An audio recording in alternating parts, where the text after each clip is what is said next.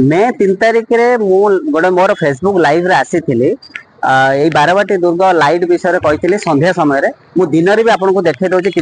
एजाए है ना ए मे 16 तारिख आज अच्छी 13 दिन हो गलानी एजाए किसी कम होना आउ मेयर सार मेल मत रिप्लाई खाली आसला कम हम बोली आउ कौन मेल मत रिप्लाई आसनी मु सब डिपार्टमेंट को मेल करी तो आसतु देखिए आसतु ये देखिए आसतु मुझे देखा आपन को ये जो साइट रे देखो घास देखुं आउ एठी देखो सेठी मु जूम करी देखौछि आपन को देखंतो सेठी जूम करी देखौछि ए साइड रे गोटे लाइट लागले भी आराम रे हेई परिबो किंतु एठी सफा तो होनी लाइट तो दूरर कथा तो सफा भी हवा दरकार चतुर्पाश सफा भी हो नाही आपन माने देखंतो पूरा नटा पूरा झड़ी गलानी किंतु ए जाय रिप्लाई आसेनी जेहेतु